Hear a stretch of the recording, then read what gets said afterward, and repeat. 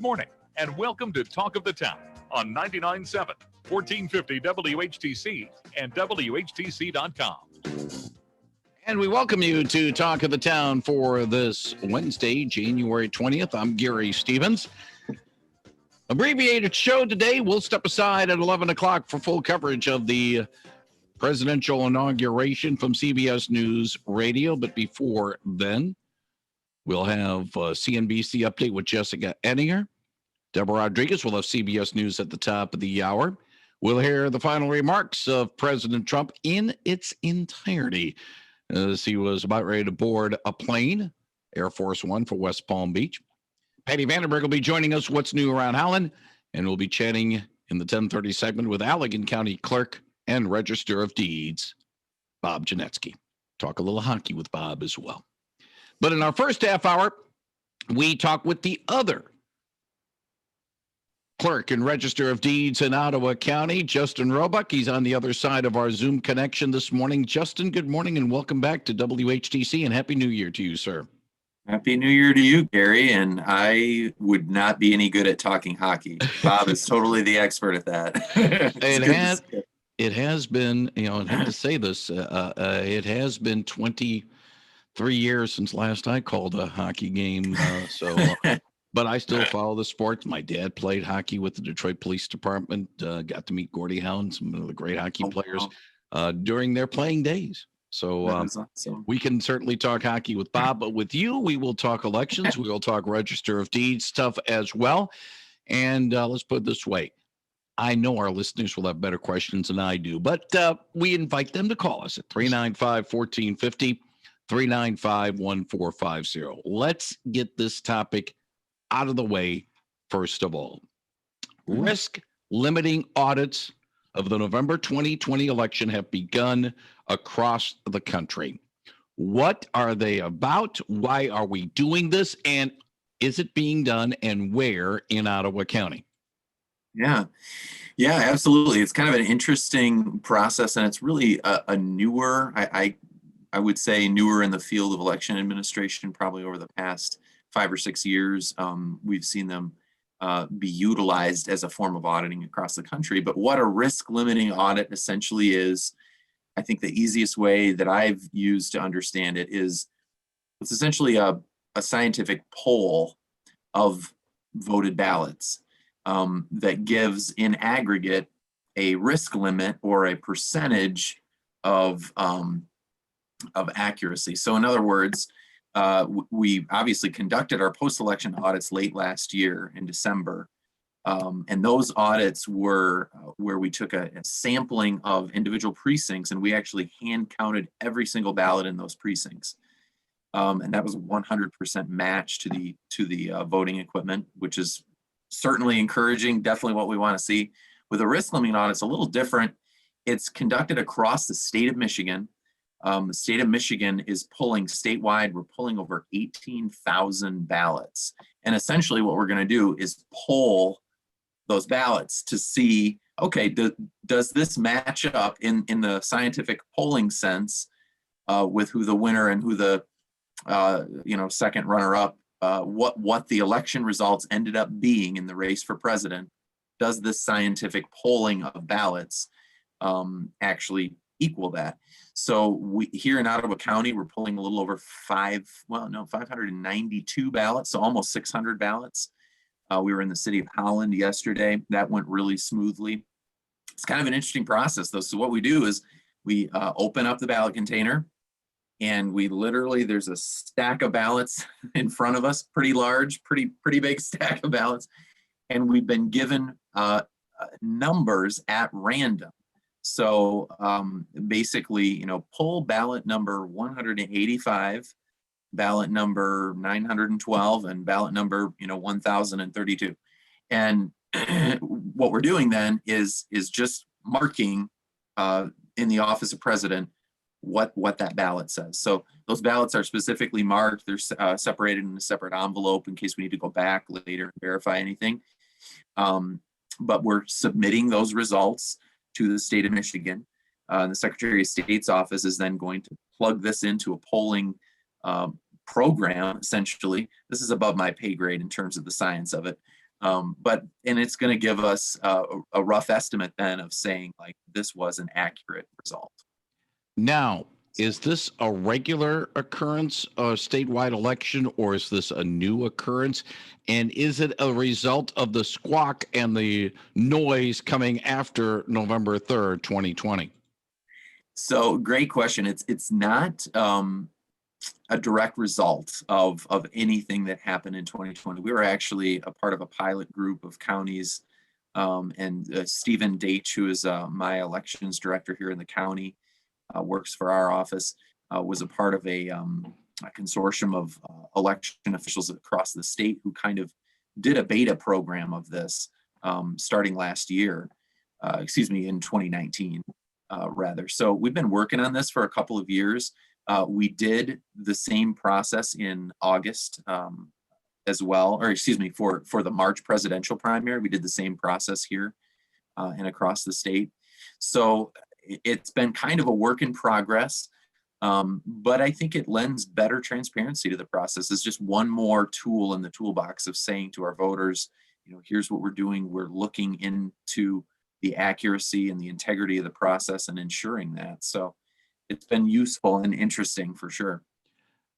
Like a recount or like a canvass, are there observers from both parties to continue and maintain this transparency? So it's not just simply we're all going through the proverbial smoke-filled back room and doing this audit and nobody can see. Yeah, very good point. So this has been one of my main points of contention, I guess you could say, with the audit process in general. To answer your question, first and foremost, it's actually not considered, it's not in statute anywhere, this risk limiting process. It's a part of our constitutional amendment of Proposal 3 that requires auditing, but it's just one piece of that auditing. And unfortunately, the statute and the way it's written right now does not actually mandate that post-election audits are open to the public, which I think is crazy, because they should be. And our process on the beginning end is open, where we test our equipment. So what we've done and what the Secretary of State and many other election officials have encouraged across the state is we've made it public. So we have the times and the dates that we're doing this. We've been doing social media, Facebook Live. We did a Facebook Live video kind of explaining the process and saying, hey, here's where we're at, here's what we're doing.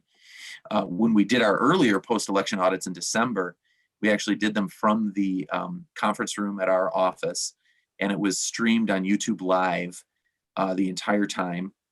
So if you're ever looking for some really riveting YouTube entertainment, you can go there to the Ottawa elections page and watch that. But I think the important thing is we do want it to be transparent, right? We want to make sure that the public can see this, is open to the public. And that is one of my main goals legislatively, to present to our legislature in this session, is to say we actually need to codify this and make sure that post-election audits are fully public. 395-1450. If you have a question for Ottawa County Clerk and Register of Deeds Justin Roebuck, he'll be happy to answer it. With all the noise that have come out since November 3, I think we might agree, we might not agree. I think a lot of people, I hope I'm speaking for a number of people in saying, more than anything else, let's make sure that the election was held above board, conducted right and straight, count was good. If there were errors, they were human errors of commission more than omission. And yes, any human entity will have some mistakes. We might have some instances of fraud, but let's make sure that this process, not only this year, this past year, but going ahead, make sure it's as accurate and as fair and as clean as possible. And if we are contesting it, let's contest, let's see the final results, not say, well, there's widespread fraud, and then not come up with the goods. And I think more than anything else, I have no problems with making sure everybody's above board. And I would think if I was in your shoes, Justin Roebuck, and I was a clerk, and somebody was questioning whether or not did I run an above board election, and I know I did, have at it. take a look for yourself. I have nothing to hide. I don't know whether or not you feel the same way that I do, but that's my sentiments.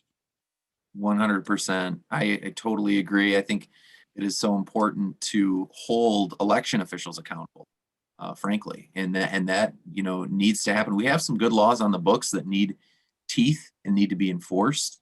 And then I think we have a lot of things that we can change better, to make better and make stronger in our process. But I totally agree with you. I think we need to be an open book. This is our process together. It's not about me or any other election official. So yeah, I completely agree, Gary. But if somebody wants to contest it, you are legally entitled to do so. Yeah. And check to make sure it is straight. Absolutely. And I think one of the important things that we've seen through this whole process, there has been a lot of litigation over the 2020 election, obviously. And Ottawa County in particular was pointed out in one of these, false affidavits that was submitted. I think we really owe it to our constituents as elected officials, as someone who, I'm voted into office. I think it is so important for me to be truthful with our voters and the process open. And that also means pointing out some of the lies, because there have been a number of false accusations. In particular, an affidavit filed, a couple of months ago in the case in Michigan cited Zeeland Township as having a precinct with 460% turnout. It's just completely false. But that spread all over. I mean, we got hundreds of calls. The local clerk in Zeeland Township, who is an excellent clerk, got also many, many phone calls and people criticizing her from all over the country. It's amazing. I mean, we received calls from Iowa. It's just bizarre. And it's unfortunate because our voters deserve accuracy and integrity in the election, and they also deserve the truth. They need to know when there is false information as well. So it's been a battle. And I think the post-election audit process and that transparency that you're talking about is one of the only ways we can really fight that and say, no, here's what we're an open book. Come in and take a look. And your process is secure. And that's what we have to do.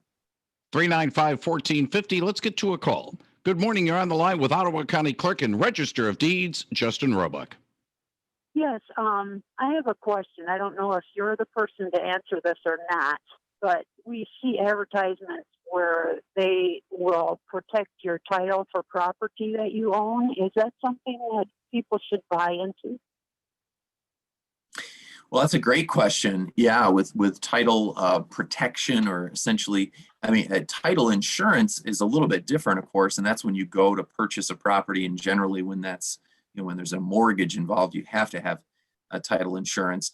And the title insurance essentially guarantees that the work of the title company that's looking into the chain of title on your property, the title insurance guarantees that work is being done accurately, or if there is a mistake in the process somewhere along the line, that you as the mortgagee or homeowner, property owner, won't be held liable for that. So title insurance is definitely very important, but there's another layer of that as well that really you don't even have to pay for, and it's a service that we offer here in Ottawa County. And in a number of counties, actually, is something we've been on the show talking quite a bit about, Gary, is what we call property fraud alert.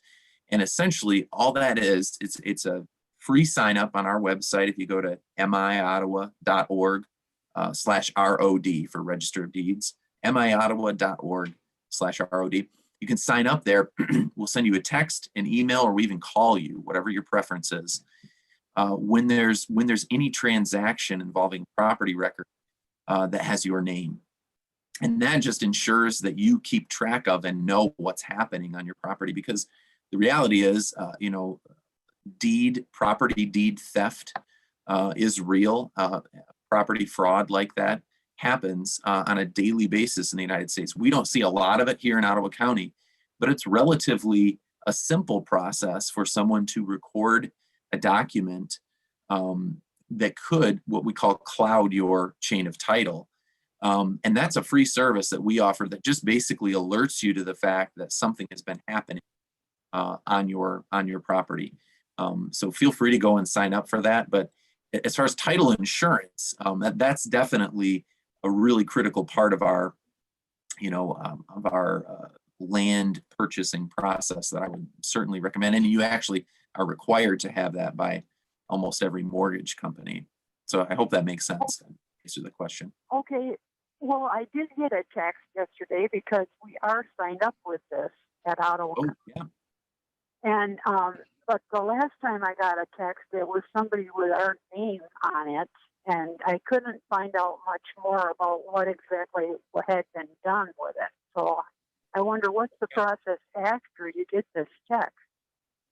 Absolutely. And forgive me if my understanding is, and if it doesn't, we can correct this, but it should direct you to contact our office, or there should be a phone number on that text if you have any questions or want to follow up. And I would recommend following up for sure, because you want to know what that action was. But let me give you a phone number right now. It's 616-994-4.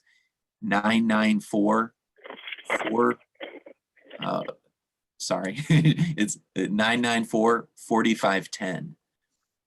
994-4510.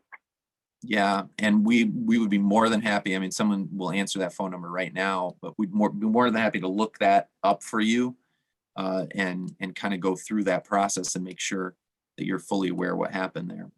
Thanks for calling. I appreciate that. Okay, and thank you for the answer. Bye-bye. Thank you very much for the call. Justin, this is our first chance to chat in 2021. 2020, a very eventful year. You got some numbers for us as to what your office has done, and let's put it this way, you only have about 5 minutes or so to relay those numbers. So go ahead, Justin. My apologies. Yeah, I sent you a slew of numbers without a whole lot of context yesterday, but we did. It's amazing just the amount of, as we're starting to crunch some of the numbers from last year, obviously preparing some of our annual statistical reports for our office. Essentially, even though we had such an incredibly challenging year as a community, our numbers really are not reflective of that. We had just as many, in fact, a few more marriages this year than last. Our team is basically operating very differently, as most teams are, as most people have had to fluctuate, working from home. We're by appointment only currently in the office, but yet we're still able to process almost 60,000 property transactions in the Register of Deeds office, which is up almost 10,000 over 2019. Also did a little over 100,000 documents in the court as well. A lot of that being able to be processed digitally from home from our staff, and we kept the process moving here.